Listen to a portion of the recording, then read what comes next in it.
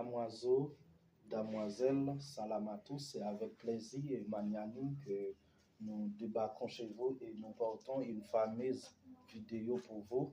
Donc, je pense que cette vidéo vous applique quand bien même. Donc, eh bien, pour calculer, dans cet exercice, la moyenne arithmétique, on va calculer quoi? Le mode, puis on va calculer la médiane, on va déterminer qui 1 et qui 3 dans cet exercice. Mais pour faire ça, donc ici, ce sont des données brutes. Lorsqu'on a des données brutes, eh bien, la moyenne arithmétique est calculée comme ça, c'est-à-dire on va prendre la somme des valeurs. Ici, c'est 1, c'est 2. Donc, on a tout mis cette série comme ça, c'est-à-dire on a donné ça, on a arrangé ça en note croissant. C'est 2, ça répète combien de fois? C'est en 3 fois, c'est plus 3, plus 4, plus 4, plus 5, plus 7. OK?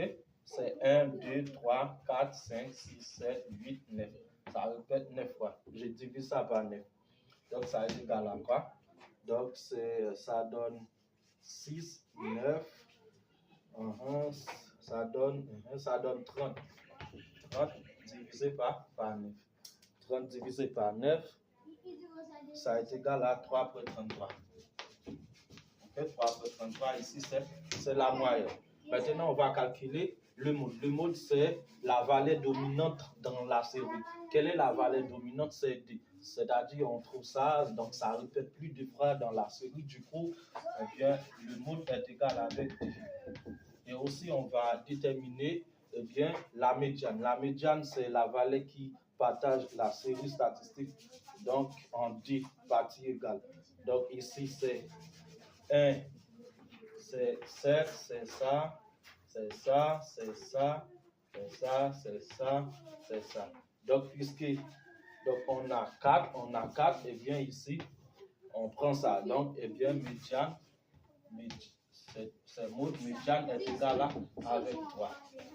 OK? Maintenant, on va calculer qui 1 et qui 3. Ici, ce sont des calculs. Ici, mode, moyenne, médiane, ce sont des mesures de tendance centrale. OK? Les mesures de tendance centrale. Maintenant, ici, c'est mesure de position.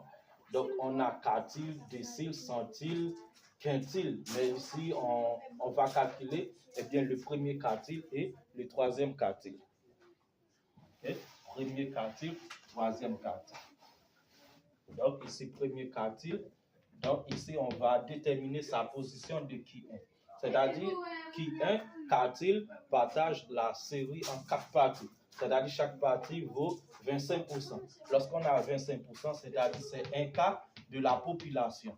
OK? Un quart de la population, c'est-à-dire de N.